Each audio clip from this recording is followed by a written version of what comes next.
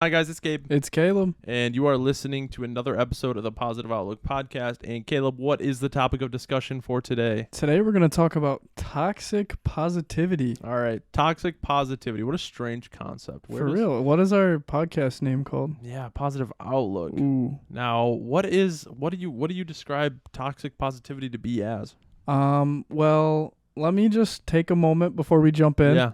I need to stress this because I'm just slightly, I don't want to say disappointed, but I thought we'd be at a higher level. Yeah. Our donations, we're at about $15. Yeah. Out of a $750, and $5 of those dollars was me just to help boost the stats.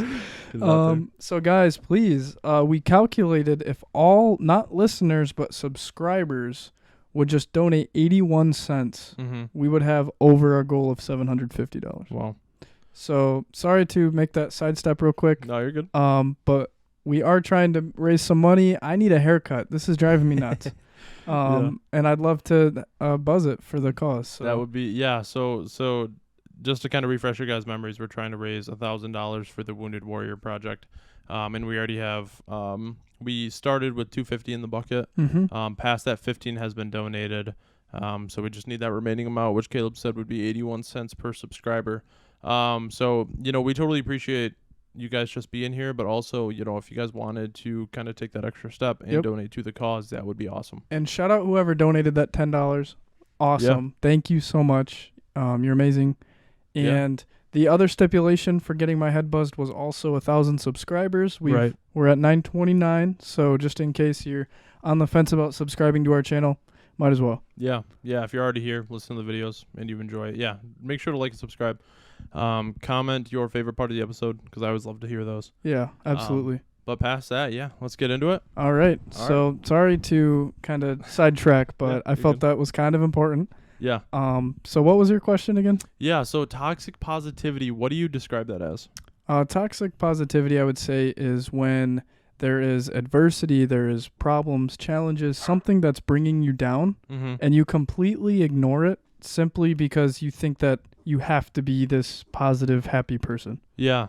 I forgot who I was telling this to, but I feel like when we first started the podcast, I had like this imposter syndrome of like I wasn't allowed to be upset. Like things in life weren't allowed to upset me, or I wasn't allowed to be sad and stuff like that. Because with the podcast, it's like, you have this status and this image of like this ray of sunshine that nobody can get to. Yep. And it's like, well, that's not really how it works. Right. And then after making that episode called Happy Doesn't Mean Always Happy, it was a lot easier to kind of express emotions and feelings after that. Yeah. And I think this is kind of a great callback to that episode because it kind of has the same I guess definition to it. Absolutely. But it's a different twist. It's more depth. And so one question I have is, maybe it was just me, but for a brief period, call it the honeymoon period of the podcast. Not pod fade, nothing like that. Yeah. But it was almost like it felt like I was like on top of the world, obviously, because we had just started this whole journey.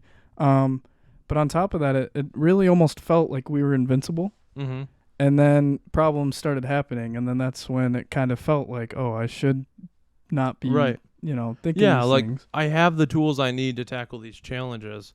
And it's like just because we have this podcast doesn't mean that, it makes us any stronger than the normal human being. Right. We just like to share our experiences and kind of tell the tales that we've had. But it allowed us to kind of put on that brave face for a little bit because it's what we encompassed.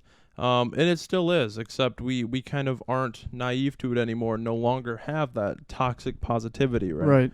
So I guess a good question I would have for you is kind of as far as like toxic positivity goes, give me an example of that.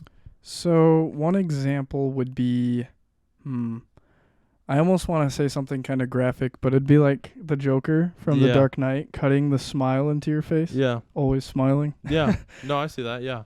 I think that it's when, over and over again, you're going through struggles and you just refuse to admit that there's something wrong. Yeah. That's really all it is on a very basic level, is that, you've gone through a bunch of crap. You've been kicked.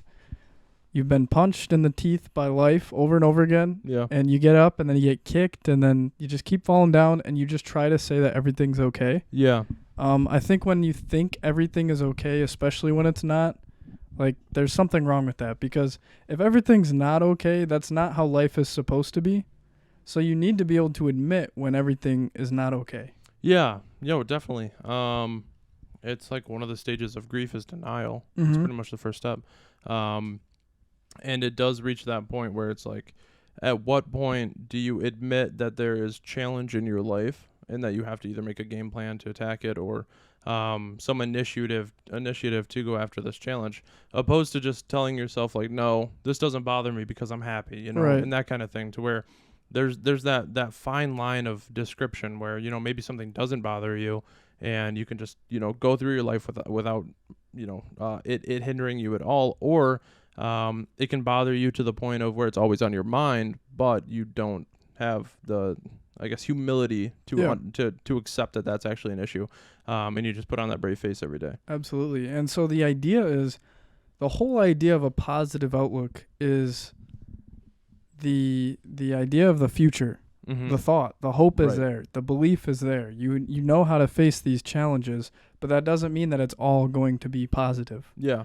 Typically, when you decide to, you know, start thinking more positively, you get a lot more negativity that comes right to you. It shows its face a lot sooner. Yeah. And a lot harsher than you thought you knew. Yeah, and you definitely, you notice it quite a bit more because, I don't know, it's like on those hot days you start to feel when it's really cold. Mm-hmm. And on those cold days you feel when it's really hot. So mm-hmm. if you're in like a positive mindset, you really feel when that negative comes in. Yeah. And especially if you're focusing really hard on trying to stay positive and keeping that positive attitude, that negative attitude when it comes in, it can be really discouraging. Because you're like, I'm working so hard. Why does this keep coming back? Why does it keep coming back? And that's when you have to, you know, understand that, you know, happy doesn't mean always happy. Yep. You know, there is toxic positivity yep. in there somewhere, and you have to kind of like mold your way around it. Absolutely. You know? Yeah, just you got to make sure that you are confronting everything that is coming at you. Yeah. Because, you know, the first step to overcoming a challenge is really just figuring out what the challenge is. Right. Sometimes that's literally half the battle. Yeah. Because a lot of people just kind of keep going. They're just like, oh, I'll take care of it later. Yep. They push it off, and that never helps. Yeah. And I can speak from over many experiences. Yeah. I'm a hardcore procrastinator. Mm-hmm.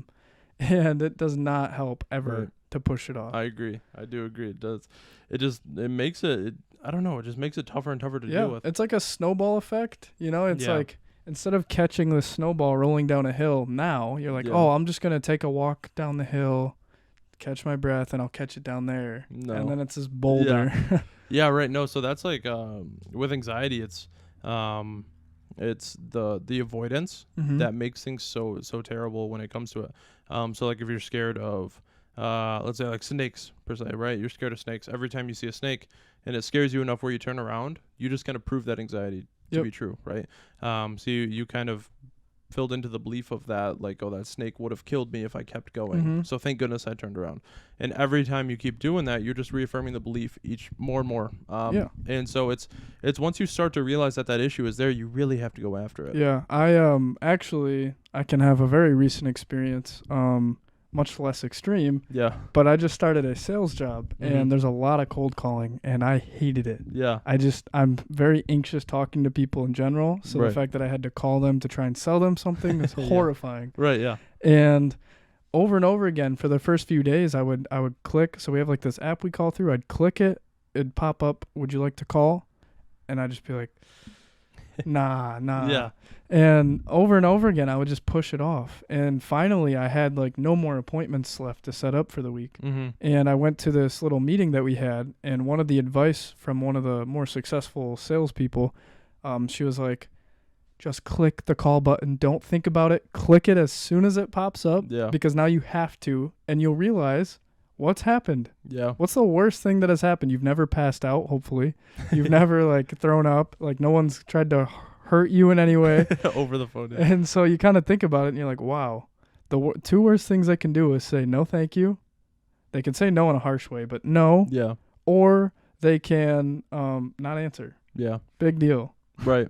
Anything else is success. Yeah. And so when I kind of shifted that, I've just started calling people left and right. Mm-hmm. Like, no big deal. Yeah, that's awesome. It's also tough because you tell yourself, like, what if somebody says no, then this whole call is worth nothing. Mm-hmm. And that was like when I got into real estate, that was that whole thing of, you know, they gave out the statistic. It was if one of every 45 people say yes, then every single no was worth $100. Mm-hmm. And so it's like, I'm going to go out there and ask how many no's I can get. And there was actually this anecdote, it was awesome, of the guy who was teaching us this. Him and his daughter were selling cookies, like Girl Scout cookies. Okay. And they were in front of a Walmart. And he said, I'll give you $1 for each no you get. And because she was like scared to ask people, you know, just kind of hiding behind the table. And he said, I'll give you $1 for each no you get. And she started asking like crazy because she's like, okay, now there's a benefit out of the no. Right. You know, you have to create that kind of substantial benefit. Whereas, you know, like with cold calling is like if you get 1 out of 10 people, every single no is worth it to build up to that yes. Absolutely. And so it's really cool to kind of have that little perspective change. Yeah, for sure. Yeah. That would have also been a good way to shift my mindset for calling. Yeah. So maybe totally kind of off topic, not really, but I saw this guy and he was determined to see how many times he could handle rejection because he grew up hating rejection. Yeah. Maybe we'll tease a little future episode topic here. Yeah. Rejection. But I think it'd be a cool vlog to go out and see what happens to our confidence by asking questions we know we're going to get rejected. Yeah. Give me like a couple examples of like fun questions you would do. I'm trying to think because there was an actual challenge, so I'm trying to think of one of the ones he specifically asked. Yeah. It was like, hold on, I'm trying to think. Mm-hmm. If I plant this flower in your yard, will you give me $10? Or it was something like that.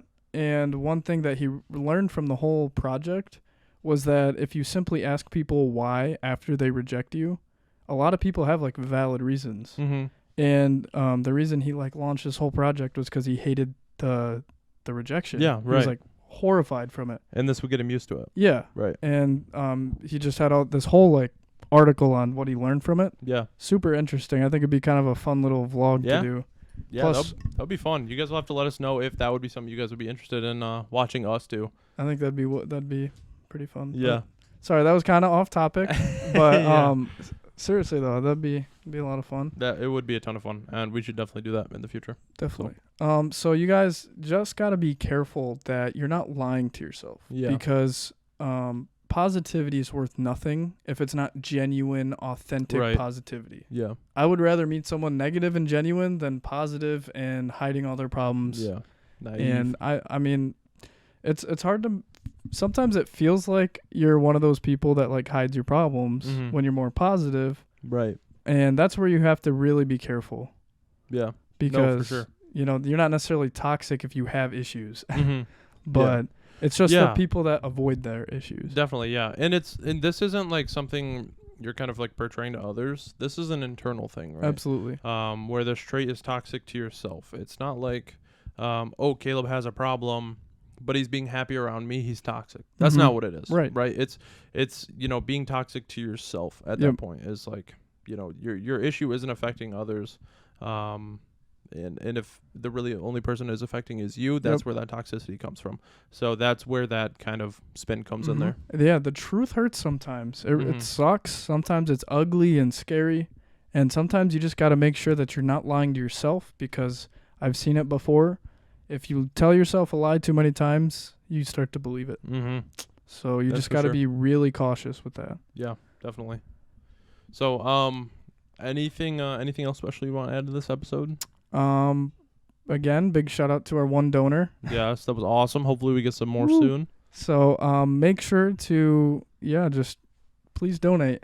Yeah, we really hope we can raise that money for Wounded Warrior Project, and then I can buzz Caleb's head. Yeah, I have a conference coming up, so I hate to be a buzzkill, but I'm getting a haircut before that conference, and it's June 17th. Okay. So I'd really like to have it be a head buzz, honestly, just because it would mean we made it. Yeah. But if it doesn't happen, it doesn't happen.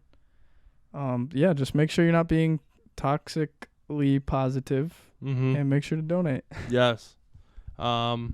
Other than that, I hope you guys enjoyed our episode. Yep. Leave any comments of suggestions, things you guys want to see in the future. We definitely will probably be making that vlog of rejection. Yes, that would be let awesome. us know, because we're gonna do it. But if you guys have enough hype around it, we'll probably do it sooner. Yeah. So that'd be awesome. We'll prioritize it just slightly more because we got some crazy schedule. Yeah. No, we're incredibly busy right now, so it's tough for us to come up for a time to meet up and do this. But we make time for it. Absolutely. Priorities. So, all right, guys, thank you so much for watching, and we hope you guys have a great week. Happy Monday. Peace.